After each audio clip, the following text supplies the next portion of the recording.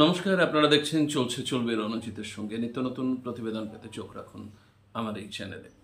আমাদের কাজকে যদি ভালো লাগে, যদি মনে হয় যে আমাদের পাশে দাঁড়ানো উচিত, তাহলে আমাদের চ্যানেলটিকে সাবস্ক্রাইব করে পাশে থাকবেন। আমাদের জয়েন বাটন অপশনে গিয়ে আপনারা মেম্বারশিপ নিতে পারেন। আসি মূল প্রতিবেদনে। লোকসভা নির্বাচন, সারা ভারতবর্ষের নির্বাচন আপনারা জানেন। তো পশ্চিমবঙ্গের বিভিন্ন কেন্দ্রের একটা রূপরেখা বা আভাস আপনাদের দেওয়ার চেষ্টা করছি। তার সাথে সাথে অন্যান্য রাজ্যেও বামেদের কিরকম অবস্থা সেটাও আপনাদের সামনে তুলে ধরবো। আমি এই মুহূর্তে যে রাজ্যটির কথা বলবো সেটা হচ্ছে ত্রিপুরা। আপনারা জানেন যে ত্রিপুরাতে বামেদের একাধিপত্য ছিল, কিন্তু শেষ দুটো নির্বাচনে বিজেপি সেখানে তাদের কর্তৃত্ব স্থাপন করে এবং তারপরে বিজেপির যে শাসন, সেই শাসনে কিন্তু বামেরা আর কোনো রকম দাঁত ফোটানোর ক্ষমতা সেখানে দেখাতে পারেনি। সন্ত্রাসের একটা আতুর ঘর তৈরি হয়েছে এই ত্রিপুরা জুড়ে। বিজেপির এতটাই প্রবল প্রতাপ বা তাদের সেখানে ধমকানি চমকানি, যেভাবে তারা অরাজকতা সারা ত্রিপুরার জুড়ে নামিয়ে এনেছে, বিশেষ করে বাম কর্মীদের উপর, সেটা কিন্তু বামেরা সেইভাবে কমব্যাট করতে পারেনি এতদিন পর্যন্ত। এবং শেষ নির্বাচনেও বামেদের আশানুরূপ ফল হয়নি। যেটা আমরা প্রেডিক্ট করেছিলাম তার ধারে কাছে যায়নি। তার একটা মূল কারণ হচ্ছে ত্রিপুরা সেখানে এমনভাবে দাঁড়িয়ে গেছিল, এখানে যেমন এইবারের নির্বাচনে আইএসএফ ভোট কাটার জন্য ময়দানে আছে, এই ভোটটা কেটে কাদের সুবিধা করবে আপনারাও জানেন। ঠিক ত্রিপুরা ওখানে বামেদের ভোটটা মূলত কেটে বিজেপির জয়ের রাস্তাটা সুগম করেছে। তো এইবারের নির্বাচনে কি হতে যাচ্ছে, সেখানে কেমন তার পরিবেশ এবং রাজনীতিতে কতটা তার প্রভাব পড়বে সারা ত্রিপুরা জুড়ে এই নির্বাচনে, সেটার একটা রূপরেখা আপনাদের দেওয়ার চেষ্টা করব ছবি সহ। আমি বলছি যে ত্রিপুরার পরিবেশটা এতদিন ধরে বামেরা যতদিন চালিয়েছে শাসন, যেরকম ছিল একেবারে বদলে গেছে। সাধারণ মানুষ কিন্তু একটা দমবন্ধকর অবস্থার মধ্য দিয়ে চলছে। কিছু জায়গায় উন্নতি হয়নি সেটা বলবো না, আগরতলা কেন্দ্রিক কিছু উন্নতি নিশ্চিতভাবে হয়েছে, কিন্তু প্রত্যন্ত জায়গার মানুষ, বিশেষ করে আপনারা জানেন যে সেখানে জনজাতির একটা অঞ্চল সেখানে রয়েছে, তাদের মধ্যে কোনো রকম উন্নয়ন নেই এবং মানুষের কর্মসংস্থানের কোনো তো দিশা নেই। রাবার চাষ সেখানকার একটা বড় রুজিরুটির বিষয়, কিন্তু সেই দিকে কিন্তু এই সরকার কোনো রকম ধ্যান দেয়নি।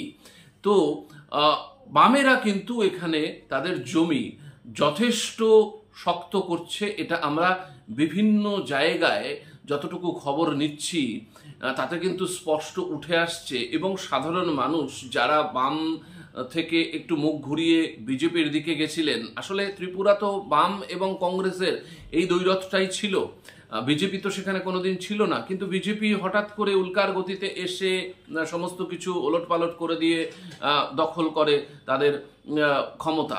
কিন্তু তার পরবর্তী সময় মানুষ কিন্তু, সাধারণ মানুষ কিন্তু বুঝতে শুরু করেছে যে বিজেপি যেই রকমভাবে গাজোয়ারিভাবে এই সরকারটা চালাচ্ছে, সেটা কিন্তু ত্রিপুরার কালচার না।